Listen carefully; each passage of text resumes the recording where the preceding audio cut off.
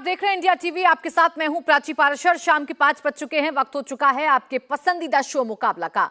28 मई को नई पीएम मोदी आपको बता दें, प्रधानमंत्री नरेंद्र मोदी नई संसद का उद्घाटन करेंगे। कांग्रेस समेत 21 दल उद्घाटन का बहिष्कार कर रहे हैं। नई संसद के उद्घाटन पर अलग अलग तर्क दे रहे हैं कि लोकसभा के स्पीकर या राज्यसभा के सभापति से उद्घाटन करवाना चाहिए, तो कभी दलित आदिवासी के नाम पर राष्ट्रपति से उद्घाटन की मांग कर रहे हैं। इसी के नाम पर उद्घाटन का बॉयकॉट कर रहे हैं। लेकिन दलित और आदिवासी कार्ड खेलकर विरोध करने वालों का जवाब मायावती ने दिया और नई संसद के बहिष्कार को अनुचित बताया। तो दूसरी तरफ मोदी ने भी भारत लौटते ही ऑस्ट्रेलिया में हुए कार्यक्रम के बहाने विपक्ष को घेरने की कोशिश की और बताया कि वहां के कार्यक्रम में सत्ता और विपक्ष दोनों की एक साथ शरीक हुए थे, जबकि वो कार्यक्रम भारतीयों का था। अब पीएम मोदी इसी बहाने से भारतीय लोकतंत्र की तस्वीर दिखा रहे हैं। जो लोकतंत्र के खतरे में होने की दुहाई देते थे, उन पर निशाना साध रहे हैं कि कैसे पार्टी या व्यक्ति विरोध के चक्कर में लोकतंत्र के सबसे बड़े मंदिर का विरोध किया जा रहा है। इसी मुद्दे पर आज की चर्चा करेंगे, लेकिन पहले ये रिपोर्ट देखिए।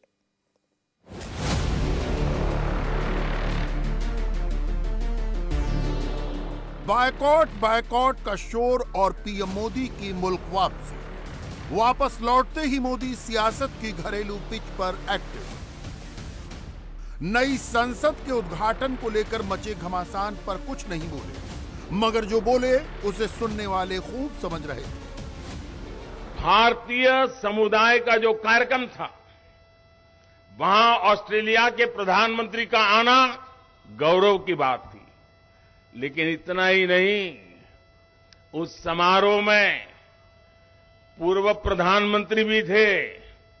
उस समारोह में पूरी अपोजिशन पार्टी के मेंबर से, रूलिंग पार्टी के मेंबर से, ये लोकतंत्र का वातावरण ऑस्ट्रेलिया के लोग में भारतीयों के प्रति, चाहे पक्ष सत्ता का हो चाहे पक्ष विपक्ष का हो, सबके सब मिलजुल करके भारतीय समुदाय के इस कार्यक्रम में उतने ही उमंग और उत्साह के साथ शरीक हुए थे।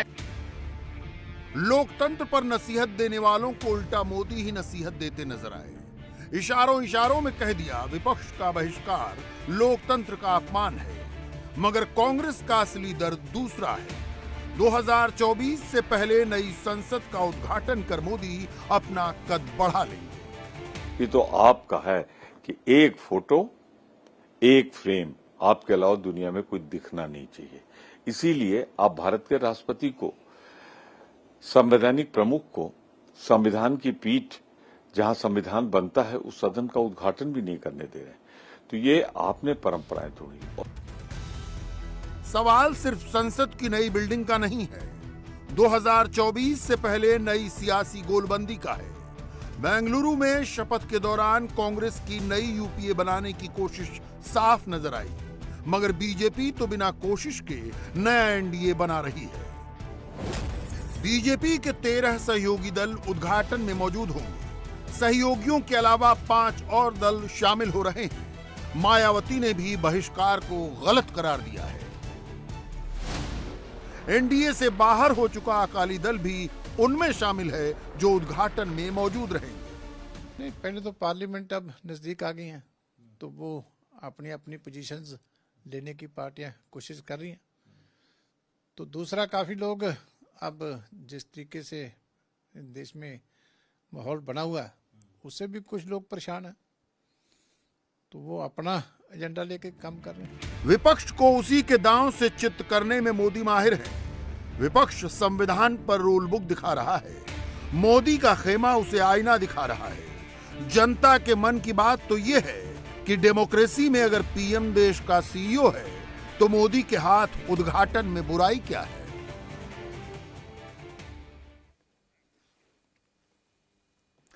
इसी पर चर्चा करेंगे। हमारे साथ खास मेहमान जुड़ गए हैं। गुरु प्रकाश पासवान, प्रवक्ता बीजेपी, शुभ्रास्ता राजनीतिक विश्लेषक के तौर पर कुछ देर में हमारे साथ जुड़ेंगी। राधिका खेड़ा, प्रवक्ता कांग्रेस, राजीव रंजन, प्रवक्ता जेडीयू हमारे साथ जुड़ गए हैं। आम आदमी पार्टी की प्रवक्ता भी हमारे साथ कुछ देर में ज्वाइन करेंगी। आप सभी का बहुत बहुत स्वागत है। गुरु प्रकाश जी, मैं आपसे शुरुआत कर रही हूं। आप लोग बार बार लोकतंत्र की बात कर रहे हैं। प्रधानमंत्री नरेंद्र मोदी आज एक स्वस्थ लोकतंत्र क्या होता है इसकी परिभाषा देश को बता रहे थे, तस्वीर दिखाने की कोशिश कर रहे थे। लेकिन आपको नहीं लगता कि जब इतने सारे विपक्षी दल एक मुद्दे को लेकर आपका विरोध कर रहे हैं और इतने बड़े दिन पर आपके साथ नहीं खड़े हैं, तो कुछ तो कमी आपकी तरफ से भी रह जा रही होगी जो आप विपक्ष को अपने साथ नहीं ला पा रहे हैं? देखिए प्राची, आपको और पैनल में उपस्थित सभी सदस्यों को हमारा प्रणाम। इस सदी का सबसे बड़ा दोहरा मापदंड का कोई उदाहरण है तो ये मुद्दा है। मैं बताना चाहता हूं और विपक्ष के सभी साथियों को बताना चाहता हूं कि जब देश में पहली बार, देश के राजनीतिक इतिहास में पहली बार ओडिशा के पिछड़े क्षेत्र से आने वाली संथाल समुदाय की बेटी द्रौपदी मुर्मू जी को जब राष्ट्रपति भवन भेजना था तो अवरोध किसने पैदा किया? उनके राह में अवरोध पैदा करने वाली पॉलिटिकल पार्टी, जिन्होंने यह सुनिश्चित किया कि हम आदिवासी की बेटी को राष्ट्रपति भवन नहीं पहुंचने देंगे। और उनके शासनकाल में 7 दशक से अधिक का समय लग गया था। आज ये ढकोसला कर रहे हैं, आज ये नाटक कर रहे हैं, आज ये ड्रामा कर रहे हैं। मुझे शर्म आती है और हंसी भी आती है इन लोगों पे। कम से कम इसी बहाने इनका जो असल चाल, चेहरा और चरित्र है आज देश के सामने आ गया है कि आदिवासी की बेटी को हम राष्ट्रपति तो नहीं बनने देंगे, लेकिन उनके नाम पे राजनीतिक रोटी जरूर सेकेंगे। कांग्रेस के नेता विपक्ष में अधीर रंजन चौधरी जी क्या बोले थे? सभी मर्यादाओं की सीमाओं को लांघा था उन्होंने। कांग्रेस के अधिकृत राष्ट्रीय प्रवक्ता हो अजय कुमार जी हो, उदित राज जी हो, उन्होंने क्या क्या नहीं बोला था। टीएमसी के अखिल जी जो नेता हैं, उन्होंने क्या क्या नहीं बोला था। और आज आदिवासी राष्ट्रपति के नाम पे जो राजनीतिक रोटी आप सेकने का काम कर रहे हैं, मैं आभार प्रकट करता हूं। मैं आभारी हूं विपक्ष के सभी साथियों का कि आपने अपने असल चाल, चेहरा और चरित्र को देश के सामने, देश के दलितों के सामने, देश के आदिवासियों को सामने स्पष्ट कर दिया है। और प्राची, हमें समझने की आवश्यकता है। प्रकाश जी, विपक्ष का अगर चाल, चरित्र और चेहरा सामने आ रहा है तो आप भी तो बता दीजिए कि आपका क्या वजह है कि राष्ट्रपति को कार्यक्रम में आप इन्विटेशन तक नहीं दे रहे हैं? वो तो सर्वोच्च है ना इस देश में। नहीं, देखिए प्राची जी, ऐसा है कि जब देश स्वतंत्र हुआ था तो भाषण किसने दिया था? मणिपुर में विधानसभा भवन का उद्घाटन हुआ था, सोनिया गांधी जी मणिपुर में विधानसभा की सदस्य थी क्या? छत्तीसगढ़ में नवीन विधानसभा का उद्घाटन हुआ था, सोनिया गांधी जी छत्तीसगढ़ की मुख्यमंत्री थी क्या? छत्तीसगढ़ की गवर्नर थी क्या? वोट अबाउटरी में जाने का मतलब नहीं है। जो पॉलिटिकल यहां पे हराकिरी हो रही है कांग्रेस पार्टी के द्वारा, जो पॉलिटिक्स यहां खेली जा रही है, उस पॉलिटिक्स को एक्सपोज करने की आवश्यकता है। हम राष्ट्रपति नहीं बनने देंगे। और देखिए प्राची जी, हमें समझने की आवश्यकता है कि कांग्रेस पार्टी की ऐतिहासिक पृष्ठभूमि ये रही है। बाबा साहेब अंबेडकर को अपमानित किया कांग्रेस पार्टी ने, अपने ही बाबू जगजीवन राम जी को अपमानित किया कांग्रेस पार्टी ने, सीताराम केसरी जी जो आपको अभी कांग्रेस की कमियां नजर आ रही है गुरु प्रकाश जी, लेकिन ये सवाल आपसे पूछा जाता रहेगा, जो सवाल विपक्ष पूछ रहा है कि राष्ट्रपति को भी तो इनविटेशन आप दे सकते थे। आप प्रधानमंत्री से उद्घाटन करा रहे हैं लेकिन उन तक इनविटेशन ना पहुंचना, ये भी तो सवालों के घेरे में आपको लाकर खड़ा करता है। खैर, इस पर चर्चा करूं उससे पहले राधिका खेड़ा जी को मैं चर्चा में ले आती हूं। राधिका खेड़ा जी, सबसे बड़ा सवाल यही है कि जब शुभ दिन है देश के लिए, एक बड़ा दिन है देश के लिए, नई संसद, एक भव्य संसद देश को मिल रही है, तो क्या जरूरी है इसमें भी राजनीति करना, कुछ अमंगल करना जिससे विवाद हो और चर्चाओं का विषय बन जाए और पूरी दुनिया देखे, जिसका उदाहरण आज पीएम भी दे रहे थे? प्राची जी, आज से 10 साल पहले छत्तीसगढ़ में कांग्रेस में एक बहुत बड़ा जीनम घाटी का हत्याकांड हुआ था। एक बहुत बड़ी राजनीतिक साजिश और बहुत बड़ा षड्यंत्र हुआ था जिसमें कांग्रेस के कई नेता और कई कार्यकर्ता शहीद हो गए थे। सबसे पहले तो आज मैं आपके चैनल के माध्यम से उनको नमन करना चाहती हूँ। अब आते हैं आपके सवाल के ऊपर। मुझे समझ नहीं आ रहा, यहाँ पे गुरु प्रकाश जी इतना गुस्सा हो रहे हैं कि हमने राष्ट्रपति इन्हें नहीं चुनने दिया। सर बताइए, आपको इतना गुस्सा तब क्यों नहीं आया जब इस पार्लियामेंट बिल्डिंग का फाउंडेशन स्टोन ले हो रहा था और जो इससे पहले हमारे राष्ट्रपति थे रामनाथ कोविंद जी, जो एक दलित हैं, उनको तो इनवाइट नहीं किया गया, उनसे नहीं वह फाउंडेशन स्टोन रखवाया गया, तब भी उनका अपमान हुआ। अब दोबारा जब राष्ट्रपति के हाथ हमारे नए संसद का उद्घाटन होना चाहिए था, तब भी उनको नहीं बुलाया गया, जो एक महिला है और एक दलित और एक ट्राइबल बेटी है। इतना अपमान, आपका खून नहीं खौलता? बिल्कुल खोलना चाहिए, मेरा तो खोल रहा है और पूरे देश का खोल रहा है। आप लोग इतना डरते क्यों है सच्चाई का साथ लेने के लिए? हर चीज में आप लोग मोदी मोदी ही क्यों करना चाहते हैं? अगर इसी तरीके से आप मोदी जी का महिमा मंडल करना चाहते हैं तो कर्नाटक की हार के लिए भी करिए, हिमाचल प्रदेश की हार के लिए भी करिए। बहुत ही शर्मनाक बात है कि देश के जो फर्स्ट सिटीजन है उनको बार बार आखिरी की लाइन में आप लेकर आते हैं, बार बार उनको अपमानित किया जाता है। ये कैसा आप एग्जाम्पल सेट कर रहे हैं? मोदी जी जाके हम देख रहे थे, सब चैनल दिखा रहे थे कैसे मोदी जी बार बार कोई उनके पैर छू रहा था तो वापस पैर छू रहे थे। मैं मानती हूँ प्रधानमंत्री जी को ऐसे ही जाके देश की राष्ट्रपति से माफी मांगनी चाहिए पैर छू के, और कहना चाहिए कि हमसे गलती हो गई और हमने आपको न्योता नहीं दिया, और ये आप ही का हक बनता है कि देश के संसद का उद्घाटन आप ही करें। वॉक द टॉक करना चाहिए, ना कि बार बार सबको अपमानित करना चाहिए। देश के राष्ट्रपति का बार बार अपमान, चाहे रामनाथ कोविंद जी का हो, चाहे आज द्रौपदी मुर्मू जी का हो, ये देश के लिए बहुत ही राधिका खेड़ा जी, कौन राष्ट्रपति का अपमान कर रहा है, कौन नहीं? आप दोनों एक दूसरे पर आरोप लगा रहे हैं। गुरु प्रकाश पासवान जी आप पर आरोप लगा रहे हैं कि आपके नेताओं की तरफ से ऐसे बयान आए थे जब राष्ट्रपति चुन लिया गया था द्रौपदी मुर्मू जी को, उस वक्त भी तो अपमान हुआ था। अपमान अगर आज बीजेपी कर रही है तो आप भी कहां पीछे हैं?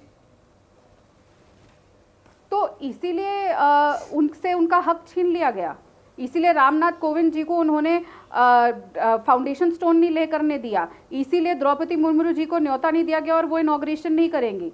कमाल की बात कर रहे हैं। चलिए ठीक है, कांग्रेस ने ये किया, कांग्रेस ने वो किया, हर चीज कांग्रेस ने करी। आप तो सम्मान दीजिए, आप ही के साथ। चलिए, आपसे सम्मान की उम्मीद है गुरु प्रकाश जी को। फिर मैं आ रही, एक छोटा सा जवाब नहीं कर रहे। कांग्रेस ने जो किया सो किया, वो तो गलतियां कर रही है, तो क्या आप भी गलतियां कर देंगे?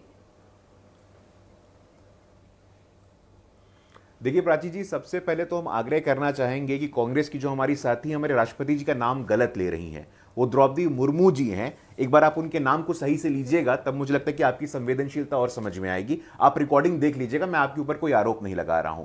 अगर इतनी ही आपके अंदर संवेदनशीलता है, इतना ही सम्मान है, कम से कम उनका नाम आपको उचित तरीके से लेना चाहिए। ये इतना मैं आपसे एक्सपेक्ट करता हूं, मैं आपसे आग्रह करता हूं। और जहां तक आग्रह की बात है, मैं आपको यह भी बताना चाहता हूं, भाई कांग्रेस पार्टी की तो ऐतिहासिक पृष्ठभूमि रही है। आखिरकार इतना वक्त क्यों लग गया, इतना समय क्यों लग गया कि 70 साल से अधिक का समय लगा कि आदिवासी की बेटी को संविधान के सर्वोच्च स्थान पर जाना है? आपने अवरोध पैदा किया और अब सांकेतिक रूप से, प्रतीकात्मक रूप से कि भाई हम जाएंगे और हम उनके नाम पे राजनीतिक रोटी सेकेंगे। आप देश के दलितों को, आदिवासियों को वोट बैंक समझते हैं, पॉलिटिकल वोट बैंक समझते हैं, और उसके आगे आप उनको कोई सम्मान नहीं दे सकते। पासवान जी, ये आरोप तो आप पर भी लग रहा है कि आपको जब राष्ट्रपति बनाकर वोट बैंक पर सेंध लगानी थी तो आपने, एक सेकंड प्राची जी, मैं बीच में नहीं बोल रहा था। एक सेकंड मैं काउंटर कर लें, मैं काउंटर कर रही हूं आपसे, मैं आपसे सवाल कर रही हूं, कोई मेहमान बीच में नहीं बोल रहा है। ये आरोप तो आप पर भी लग रहा है ना कि जब आपको वोट चाहिए थी तो आप राष्ट्रपति द्रौपदी मुर्मू को आपने बनाया, आपने खूब वाहवाही लूटी कि आदिवासी बेटी का हमने सम्मान किया, आदिवासी बेटी को हम सर्वोच्च स्थान पर लेकर आए,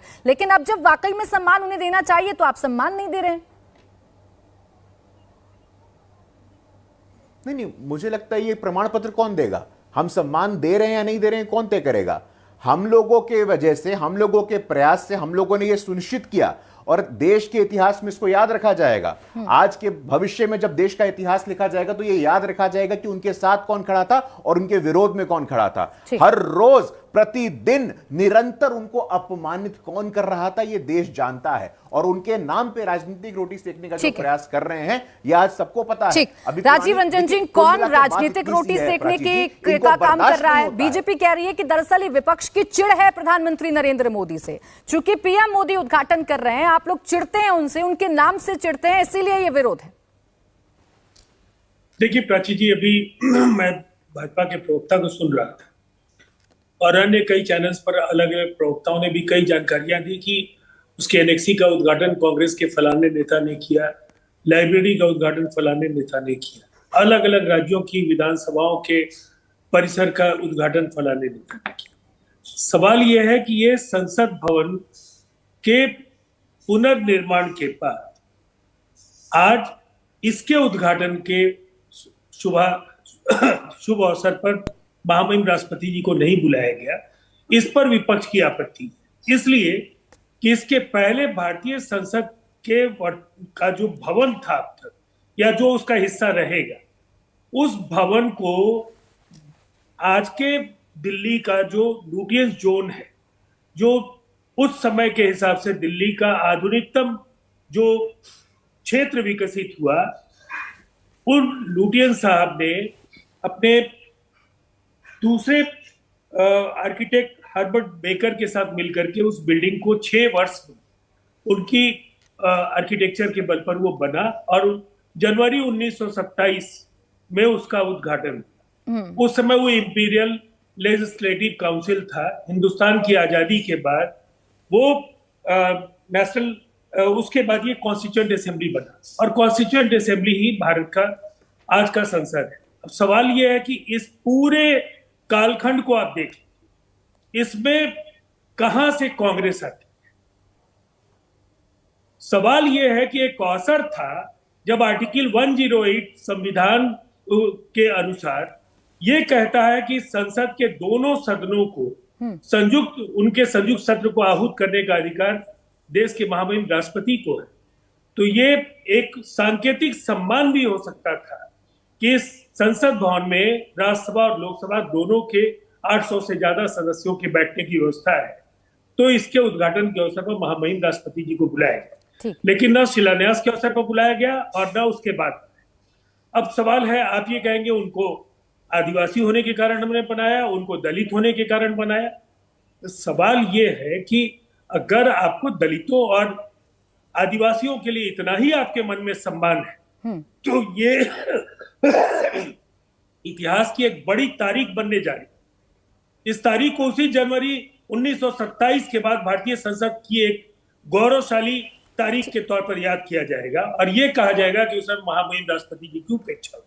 ठीक है। तो हमारा ये कहना है कि गत्यावरोध को खत्म करने के लिए यह आवश्यक था कि खुद के फैसले को थोपने के बजाय बहुदलीय लोकतंत्र का ये मंदिर है भारतीय संसद, भारतीय लोक। ठीक है राजीव रंजन जी, आप अधिकार, आप हक की बात कर रहे हैं। एक और बात जो बीजेपी की तरफ से इस सवाल के जवाब में कही जा रही है वो ये कि लोकसभा स्पीकर का ये अधिकार है कि वो किसको बुलाएं और किसको नहीं बुलाएं। उन्होंने पीएम को बुलाया है, उद्घाटन के लिए आमंत्रण दिया है, तो पीएम आ रहे हैं उद्घाटन करने के लिए। अब ये अधिकार तो लोकसभा स्पीकर का है, आपकी नजर में भी होगा शायद। नहीं, मुझे ऐसा लगता है कि मैं पूरे सम्मान के साथ संसदीय गरिमा और उसकी मर्यादा का ख्याल रखते हुए एक बात कहना चाहता हूं कि सभापति, ये लोकसभा अध्यक्ष जी भी तो किसी दल के सदस्य चुन करके आए। उन्होंने आमंत्रित किया अपने संसदीय दल के नेता और जिस पार्टी के वो सांसद है उसके हैसियत से वो लोकसभा अध्यक्ष है। मुझे लगता है कहीं ना कहीं ऐसे फैसले केंद्र सरकार के और लोकसभा अध्यक्ष के समन्वय से ही लिए गए।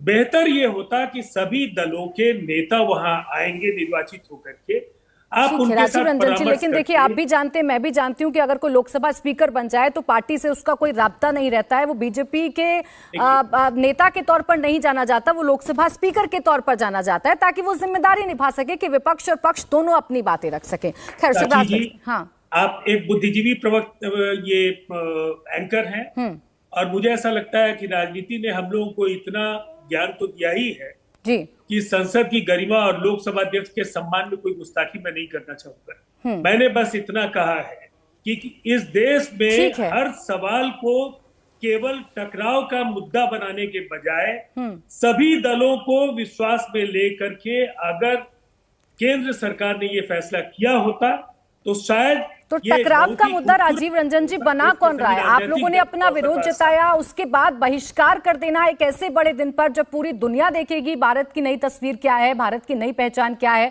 भारत की मजबूती क्या है, ये भी तो विपक्षी कर रहा है, मौका भी आप ही लोग दे रहे हैं। शुभ्रास्ता जी, जिस तरीके की चर्चा विपक्ष और पक्ष दोनों के बीच में हो रही है और दोनों ही लोकतंत्र की दुहाई दे रहे हैं, क्या है सही लोकतंत्र और लोकतंत्र में क्या ये तस्वीरें आनी चाहिए जो अभी आ रही है कि विपक्षी दल आएंगे ही नहीं, बहिष्कार ही कर रहे हैं नई संसद भवन के उद्घाटन का?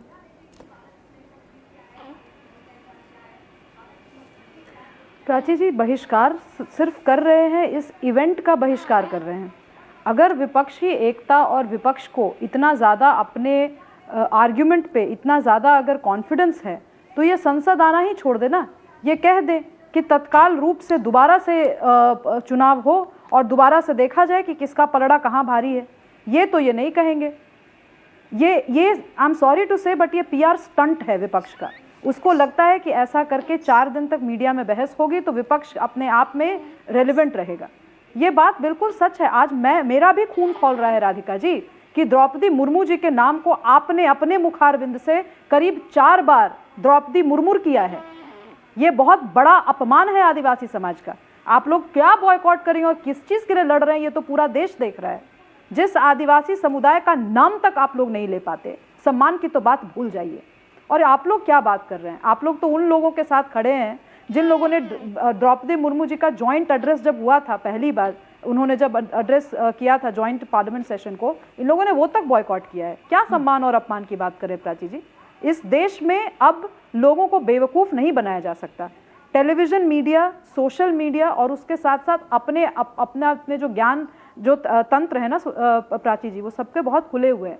सबको चीज़ें याद हैं, उनको अगस्त भी याद है और उनको आज मई भी याद है, और इन दोनों के बीच की जो हिपोक्रेसी है ना वो भी याद है। तो आज तो एक मिसाल बन रही है हमारे देश में, जो भी विपक्ष अपने आप को कहते हैं उनकी तो हिपोक्रेसी की मिसाल दी जाएगी और इतिहास गवाह रहेगा। इतिहास के पन्नों में स्वर्णाक्षरों से इन लोगों की जो दोहरी बातें हैं वो लिखी जाएंगी। ठीक है, जैस्मीन शाह जी, दोहरा मापदंड क्यों है? देखिए, पहले तो मैं ये बता दूं कि सत्ताधारी जो भी पार्टी हो उसका दिल थोड़ा बड़ा होना चाहिए।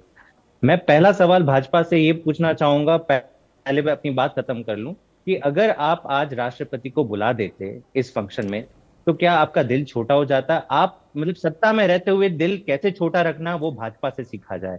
दूसरी बात, देश का संविधान कहता है कि first citizen of India is the president.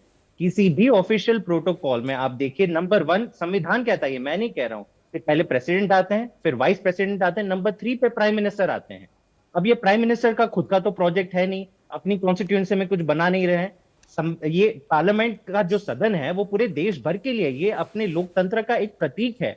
तो मेरे ख्याल से ये दुख की बात है कि आज इन्होंने ये ऐसा डिसीजन लिया कि राष्ट्रपति को ही साइड में रख दिया। और ये सवाल, ये मैं इससे भी असहमत हूं जो बार बार पूछा जा रहा है कि विपक्ष क्यों बहिष्कार कर रहा है। ये विपक्ष नहीं बहिष्कार कर रहा, ये देश का आज SC ST समाज बहिष्कार कर रहा है कि आप जो कंटिन्यूअस मैसेजिंग दे रहे हैं, और अभी नहीं दे रहे हैं। जब प्रभु श्री राम मंदिर का शिलान्यास हुआ था तब आपने जो हमारे पूर्व राष्ट्रपति थे रामनाथ कोविंद जी, जो दलित समुदाय से आए थे, उनको नहीं बुलाया। वापस जब पार्लियामेंट हाउस का शिलान्यास हुआ तभी भी आपने कोविंद जी को नहीं बुलाया।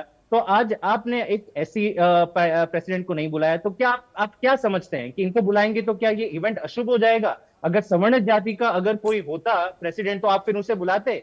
जैस्मीन जी, आप तो एक कदम और आगे निकल गए हैं। आप कैसी बातें कर रहे हैं? क्या शुभ और अशुभ की बात करने लगे? यहाँ पॉलिटिकल की बात चल रही थी, यहाँ सियासत की बात चल रही थी, आपने तो इसे शुभ और अशुभ से जोड़ दिया है। यहाँ कोई चर्चा नहीं हो रही है कि कौन सवर्ण है, कौन दलित है, कौन SC है, कौन ST है। चर्चा इस बात को लेकर हो रही है, आपने राष्ट्रपति को नहीं बुलाया।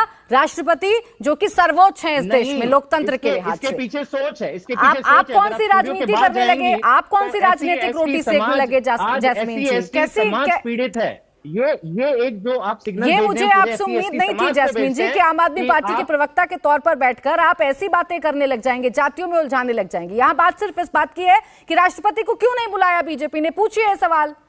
लेकिन अशुभ हो जाएगा, शुभ हो जाएगा, सवर्ण कौन है, SC कौन है, दलित कौन है, ऐसी राजनीति बंद कर दीजिए। कम से कम टीवी चैनल्स पर तो बंद कर दीजिए। भाजपा इन्हें प्रेसिडेंट बनाती है तब कहती है कि हमने SC समुदाय का मान रखा, तो कहती कि नहीं कहती, तब आप नहीं पूछते कि आप राजनीति कर रहे हो। लेकिन जब आप इतने बड़े फंक्शन में उसको दरकिनार कर रहे हो तो सवाल पूछा जाएगा भाजपा से कि क्या आपने SC समुदाय को अपमान किया है कि नहीं। आप सवाल पूछिए, लेकिन आप जिस अपनी सोच के यहाँ पर प्रदर्शित कर रहे हैं, जरा उस सोच को भी बदलिए कि सवर्ण है तो ये है तो वो है, तो शुभ होगा तो अशुभ होगा। बंद कर दीजिए ऐसी राजनीति। आप राष्ट्रपति के बारे में बात कर रहे हैं और चर्चा यहाँ नए संसद भवन की हो रही है, नई भारत की हो रही है। अब मैं आपको बीच में रोक रही हूँ, मुझे एक छोटा सा ब्रेक लेना। सवाल उठाइए, लेकिन अच्छे तरीके से सवाल उठाइए जिसका एक अच्छा मैसेज जाए और जनता समझ पाए कि आप क्या कहना चाह रहे हैं। ब्रेक के बाद स्वागत है आपका। आप देख रहे हैं मुकाबला। राधिका खेड़ा जी, ब्रेक पर जाने से पहले शुभ्रास्ता जी भी अपनी बात रख रही थी और उन्होंने कहा कि देखिए, आप तो कांग्रेस तो ये बातें ही करना बंद कर दे। कांग्रेस ने तो जितना अपमान किया है राष्ट्रपति द्रौपदी मुर्मू का, इतना तो शायद किसी ने नहीं किया है। और अब आपको एकाएक, चूंकि अब ये आपको सूट कर रहा है, सियासत को सूट कर रहा है, तो आपको उनके सम्मान की याद आ रही है। सबसे पहले तो प्राची जी मैं माफ़ी मांगना चाहूँगी कि मेरी प्रोनाउंसिएशन गलत थी। मैं हमारी राष्ट्रपति का नाम बहुत अच्छे से जानती हूँ, मेरी प्रोनाउंसिएशन गलत थी तो उसके लिए मैं माफ़ी मांगना चाहती हूँ। कई बार होता है हम लोग किसी नाम की प्रोनाउंसिएशन गलत बोल देते हैं।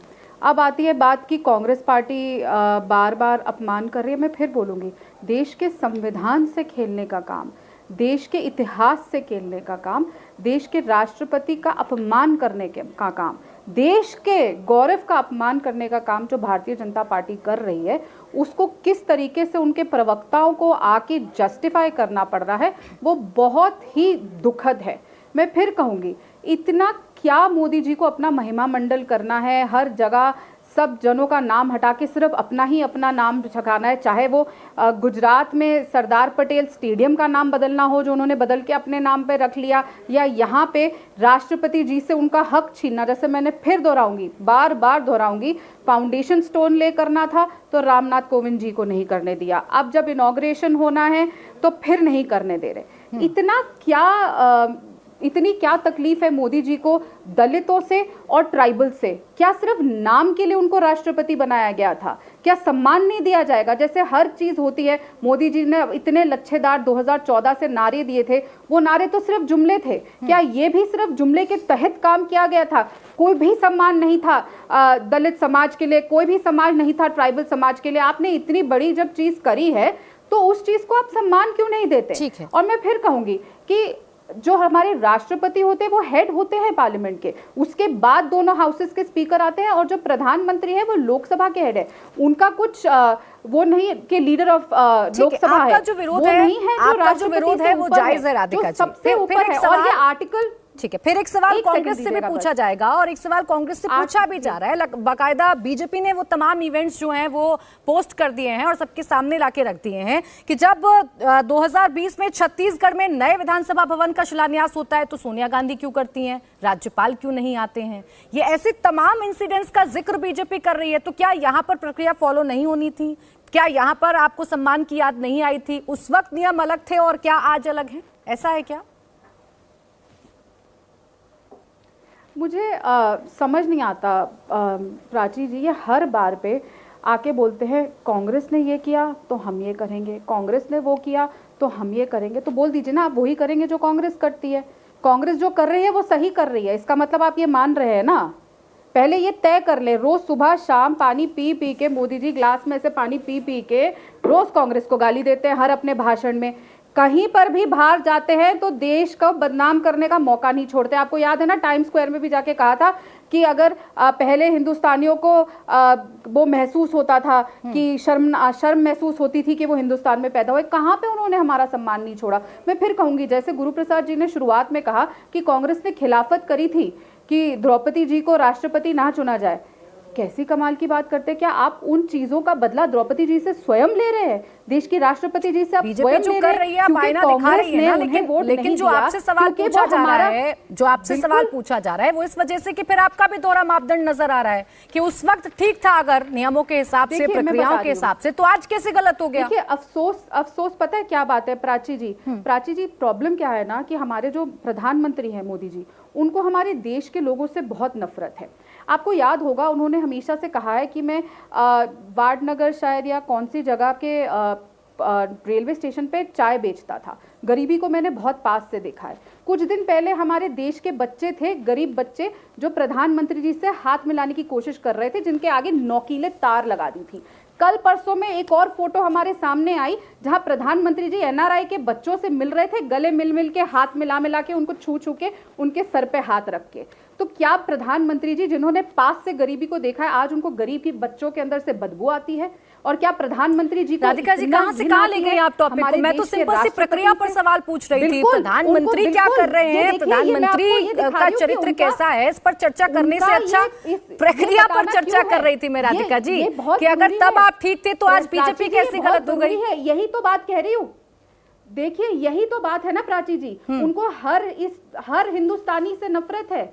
यही तो मैं बताने की कोशिश कर रही हूँ। उनको बच्चों से तकलीफ है, आगे नोकीले तार लगा देते हैं। देश के दलित राष्ट्रपति राधिका जी, ये तो बड़ी सिंपल सी बात आप मैं बता रही हैं। मैं आम की बात कर रही हूँ, आप मुझे इमली की कहानी सुना रही हैं। अरे आम की बात करिए ना, आप क्यों बता रही हैं कि इमली का टेस्ट कैसा है, आम का टेस्ट कैसा है? मैंने तो आपसे ये पूछा है। खैर, गुरु प्रकाश पासवान जी, नहीं, देखिए, जब आप किसी की हिस्ट्री बताते तो पूरा बताना पड़ता है कि ये पुराने, ये हमेशा से। अरे राधिका जी, मैं हिस्ट्री नहीं पूछ रही थी ना, यहाँ प्रधानमंत्री को लेकर चर्चा नहीं बुलाई मैंने, बाकी मैं उनके चरित्र पर चर्चा नहीं कर रही थी, मैं तो लोकतांत्रिक प्रक्रिया पर कर रही थी, जिसका सवाल आपने उठाया, जिसकी गंभीरता आपने दिखाई। गुरु प्रकाश जी, अब जवाब दीजिए। अपमान कर रहे हैं, ये बहुत गंभीर बात है। तो आपने क्या किया था, आप जवाब दे दीजिए ना। 2020 में जो आपने किया था छत्तीसगढ़ में, सोनिया गांधी जी ने जो शिलान्यास किया था, वो किस प्रक्रिया के मुताबिक किया था, इसका जवाब दे दीजिए, छोटा सा दीजिए राधिका जी। हर बात पे प्राची जी, अच्छा प्राची जी, मैं फिर बोलूंगी, कांग्रेस ने इनको बुलाया, कांग्रेस ने उनको बुलाया, सब करा, तो फिर आप सुबह शाम कांग्रेस को गाली क्यों देते हैं? इसका मतलब कांग्रेस सब सही कर रही राधिका है जी, ना? फिर आपका या भी कांग्रेस दोहरा के मापदंड नक्शे दिख कदमों रहा पे है चल ना। रहे हैं। राधिका ये जी, बता छोड़ दीजिए, दीजिए बीजेपी ने क्या किया, बीजेपी ने क्या नहीं किया, लेकिन आपका भी तो दोहरा मापदंड दिख रहा है ना। अगर इतनी चिंता है आपको लोकतंत्र की, इतनी चिंता है प्रक्रिया की, तो अपनी बारी पर भी थोड़ा सा ध्यान रखिए। संसद, अब गुरु प्रकाश जी जवाब दीजिए बातों देश का जो संसद है ना, वो इतिहास में लिखा जाएगा। देश का जो संसद है, और देश को सबसे पहली बात तो नए संसद की जरूरत नहीं थी। पहले आपने कोरोना की लाशों के ऊपर संसद बनाया है, और आज नए संसद की जरूरत थी या नहीं थी? राधिका जी, आपको शायद पता होगा, आप ही की सरकार थी जब इसकी जरूरत की बात हुई थी कि कितनी जरूरत है, नई संसद भवन क्यों बननी चाहिए, रिपोर्ट आई थी बाकायदा। खैर रुक जाइए, अब गुरु प्रकाश जी बोलिए। प्राची जी, देखिए, सबसे पहले तो हमारी बहन जो कांग्रेस पार्टी से आई हैं, उन्होंने इस बात को स्वीकार किया कि इतने वर्षों बाद भी वो राष्ट्रपति के नाम को सही नहीं ले पा रही, सही नाम लिया और क्षमा मांगा, उसके लिए मैं आपका आभार व्यक्त करता हूं। हमारा भी नाम आपने गलत लिया है, गुरु प्रसाद नहीं गुरु प्रकाश है, बट खैर ये दूसरा विषय है। देखिए, जब बीजू जनता दल, मायावती जी की बहुजन समाज पार्टी, 24 अलग अलग पॉलिटिकल पार्टीज यहां आ रही है, तो हमें यह समझने की आवश्यकता है कि पूरा विपक्ष इसको बॉयकॉट नहीं कर रहा है, कुछ सेक्शन जरूर है जो बॉयकॉट कर रहा है। अभी राधिका जी के पहले मैं आम आदमी पार्टी के जो हमारे साथी यहां बैठे हैं, उनकी बातों को मैं सुन रहा था, और उनकी जानकारी के लिए बताना चाहता हूं, बहुत दुख की बात है, बहुत दुर्भाग्य की बात है कि जानकारी का अभाव है। जब राम जन्मभूमि का शिलान्यास हुआ था, तो शिलान्यास किसने किया था? दलित समाज से आने वाले कामेश्वर चौपाल जी ने। जब राम जन्मभूमि तीर्थ क्षेत्र न्यास बना है, तो एक परमानेंट मेंबर जो दलित समाज से आता है, वो कौन है? तो श्री कामेश्वर चौपाल जी हैं। तो इसको समझने की आवश्यकता है। बार बार जानकारी के अभाव में असंवेदनशीलता का उदाहरण इस प्रकार आप प्रस्तुत करते हैं, मुझे यह बात से बहुत दुख होता है। और आम आदमी पार्टी जब संविधान की बात करती है, आम आदमी पार्टी का अपना संविधान है, और उस संविधान में यह कहा गया है कि शाश्वत रूप से एक ही व्यक्ति इस पार्टी का राष्ट्रीय संयोजक होगा, वो है अरविंद केजरीवाल जी। आम आदमी पार्टी इतने सालों से राजनीति कर रही है। आम आदमी पार्टी के कितने सांसद अनुसूचित जाति, अनुसूचित जनजाति या पिछड़े वर्ग से आते हैं? एक भी नहीं। आपको क्या लगता है, पीछे बाबा साहेब अंबेडकर की तस्वीर लगाना पर्याप्त है क्या? आपको लगता है पीछे अंबेडकर की तस्वीर लगा लेंगे और सामाजिक न्याय का ढिंढोरा पीट लेंगे? ऐसे नहीं होता है। सम्मान देना होता है, प्रतिनिधित्व देना होता है, सशक्त करना होता है। पिछले 9 वर्षों में हमने देखा है, पद्मश्री हो, पद्म भूषण हो, राज्यसभा हो, आज तक 27% से ज्यादा का प्रतिनिधित्व अनुसूचित जाति के लिए, ओबीसी के लिए, अनुसूचित जनजाति के लिए केंद्रीय मंत्रिपरिषद हो, सांसद हो, विधायक हो। यही कारण है कि पिछले 9 वर्षों आपने दलितों के लिए, आदिवासियों के लिए कितना किया गुरु प्रकाश जी। इस पर आप चर्चाओं में हमेशा बताते रहते हैं। एक छोटा सा सवाल था जो विपक्ष भी पूछ रहा है, मैं भी पूछ रही हूँ, आमंत्रण क्यों नहीं किया है, निमंत्रण क्यों नहीं दिया है आपने? देश की राष्ट्रपति है ना, अधिकार बनता है उनका भी। नहीं, देखिए प्राची जी, ये पूरे के पूरे विषय का सरलीकरण करना होगा। आपको पता है कि आमंत्रित नहीं किया है क्या? कैसे आप बोल सकते हैं? मतलब ये बिना आधार के, बिना किसी बुनियाद के ये बात किया है क्या? गुरु प्रकाश जी, मुझे भी करेक्ट कर दीजिए, विपक्ष को भी करेक्ट कर दीजिए, क्या पता जानकारी ना हो। नहीं, ये तो संसदीय नहीं। देखिए, मैं विपक्ष, आप मुझे बोलने का मौका देंगे तो प्राची जी मैं बोलूंगा। धन्यवाद। देखिए, ये तो विपक्ष का एजेंडा है ना, विपक्ष का शुद्ध रूप से एजेंडा है, जो विपक्ष के लोग सम्मानित राष्ट्रपति का नाम तक नहीं ले पा रहे हैं, और जब नाम लेते हैं तो अपमानित करते हैं। आज उनके आकस्मिक प्रेम हो गया है, औचक स्नेह हो गया है आदिवासी समाज से। तो देश का आदिवासी इस बात को देख रहा है, आप भी दिल का पहाड़ बना रहे हैं। राधिका खेड़ा जी से एक मिस्टेक हुई, उन्होंने माफी मांग ली, आप ही के सामने माफी मांगी है कि प्रोनाउंसिएशन में मुझसे दिक्कत हुई, आपने टोका, शुभ्रास्ता जी ने टोका, उन्होंने माफी मांग ली। सवाल सिर्फ इतना भर है कि आमंत्रित किया है या नहीं किया है। आपने कहा आपको कैसे पता, मुझे नहीं पता, तो आप बता देते, मेरी जनरल नॉलेज थोड़ी आप बढ़ा देते। खैर, राजीव रंजन जी। प्राची जी देखिए, प्राची जी, आप मुझे प्राची जी, वही आपने मौका मुझसे दीजिए जितना कहा- कांग्रेस के साथी को दिया था। मैं आपका आभार व्यक्त करूंगा। सर आपको भी भरपूर मौका मिल रहा है, गुरु प्रकाश पासवान जी, भरपूर मौका मिल नहीं, रहा है। यहाँ उन्होंने- चर्चा आपने उन्होंने दलितों को माफी कितना मांगा। किया, दलितों को नहीं, आपने कांग्रेस कितना के नहीं किया, साथी इस ने- पर नहीं है कांग्रेस के साथी ने माफी मांगा, हम उसको स्वीकार करते, मैंने आभार भी व्यक्त किया इस बात का। ठीक है, राजीव रंजन जी अब जवाब दीजिए आप। देखिए, अभी मैं वही सुन रहा था, राधिका खेड़ा जी ने भी तथ्यों पर प्रकाश डाला है। मैं बस एक बात कहना चाहूंगा, इस देश में भारतीय जनता पार्टी ने अगर ये तय किया कि कांग्रेस ने जो जो गलतियां की उनको हम दोहराए, न्यायपालिका के पर कतरे जाएंगे, ये कहेंगे कांग्रेस ने तो ऐसा किया था, प्रेस की आजादी छीनी जाएगी तो कांग्रेस ने तो ऐसा किया था, अगर हम कर रहे हैं तो क्या गलत कर रहे हैं, चुनी हुई सरकारों को गिराया जा रहा है तो कांग्रेस ने पहले किया था। पार्टियों को तोड़ करके अपनी पार्टी को स्थापित करना अगर कभी किसी जमाने में हुआ तो हम कर रहे हैं तो कौन सा गुनाह कर रहे हैं? तो आप पार्टी विद डिफरेंस कहने का झूठा दम्भ क्यों है आपके? आप कह दीजिए ना कि आप बाकी लोगों की तरह ही हैं और बड़ी बड़ी बातें नहीं कीजिए।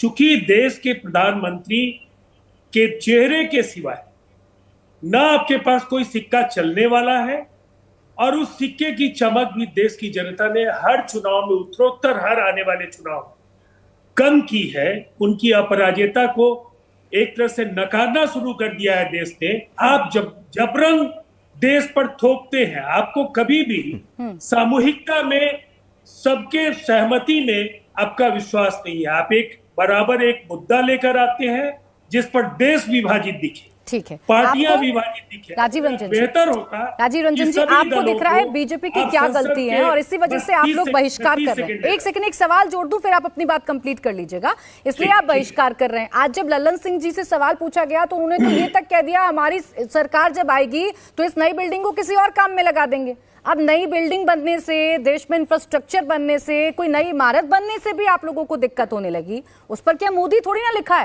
है तो संसद भवन ही ना। देखिए, सबसे पहली बात है हम विषय पर रहे तो ज्यादा अच्छा होगा। विषय पर ही तो हूँ, नई संसद भवन पर ही हूँ मैं। नहीं, मैं वही कह रहा हूँ कि अभी मैं गुरु प्रकाश जी को भी सुन रहा था, आदिवासियों के लिए ये किया गया, दलितों के लिए ये किया गया, लेकिन इसका जवाब नहीं है कि महामहिम राष्ट्रपति जी को नहीं बुलाने के पीछे आपकी वजह क्या। तो दरअसल मुद्दा ये है कि आप हर जगह प्रधानमंत्री नरेंद्र मोदी के सिवाय कोई दूसरा संवैधानिक दृष्टि से, राजीव रंजन जी, आप भी मजे हुए प्रवक्ता हैं, आप भी जानते हैं आपको किस बात का जवाब देना है और किस बात का जवाब नहीं देना है। मैंने लल्लन सिंह की बात का जिक्र किया, उसका तो जवाब दीजिए, उसका छोड़ दीजिए, इस बात का तो जवाब दीजिए कि नीतीश कुमार ने भी तो एक विधानसभा भवन का शिलान्यास और उद्घाटन किया था, राज्यपाल नहीं आए थे उसमें भी। अभी तक आपके एक सवाल का जवाब गुरु प्रकाश जी ने दिया। उन्होंने कहा कि किसने कहा कि उनको आमंत्रण नहीं दिया गया। इसका मतलब आपकी स्वीकारोक्ति है कि उन्हें आमंत्रित किया गया, उन्होंने आमंत्रण ठुकरा दिया। आप यही देश के सामने आज कह दीजिए ना।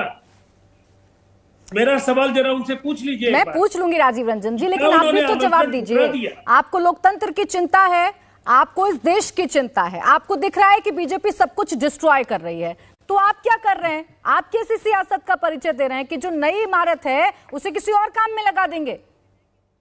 अगर आप भारतीय जनता पार्टी का हेडक्वार्टर आप उसको साबित करना चाहते हैं, अगर आपको ऐसा लगता है कि संसद का भवन देश की गरीब जनता की गाढ़ी कमाई से बना है और वो आपकी भारतीय जनता पार्टी का अगर हेडक्वार्टर है, तो निसंदेह आप कहीं ना कहीं उसकी महत्ता को आप कम कर रहे हैं। और तो ये किसने कहा कि वो बीजेपी का हेडक्वार्टर है? राजीव रंजन जी, ये किसने कहा कि वो बीजेपी का हेडक्वार्टर है? मैं कह रहा हूं ये बनाने की कोशिश है। आपने भी सुब्रता जी को नहीं सुना कि आप अगर यहाँ नहीं आएंगे, तो आप क्यों नहीं संसद छोड़ देते? चलिए ठीक, फिर से चुनाव में जीत करके आ जाइए ना। मैं आपके तमाम राजनीतिक विश्लेषकों को मैं विनम्रता पूर्वक कहूंगा कि उन्हें भाजपा समर्थक खुद को लिखना चाहिए। विश्लेषण का शब्द क्या है? आपके खिलाफ कोई बोल दे राजीव रंजन जी तो आप उसे बीजेपी का बताने लगते हैं, ये आदत आप भी छोड़िए। गुरु प्रकाश पासवान जी, चलिए जवाब दीजिए। राजीव रंजन जी ने तो बड़े साफ तौर से कहा कि आप चूंकि जवाब नहीं दे रहे सवालों का, तो वो क्यों जवाब दें? आप क्यों सवालों से बचकर निकल रहे हैं? क्यों नहीं बुलाया राष्ट्रपति को? क्यों अपमान किया? और क्यों आप बीजेपी का हेडक्वार्टर साबित करने पर तुले हुए हैं? नई संसद को? वो तो देश की है, जितना हक आपका उतना विपक्ष का।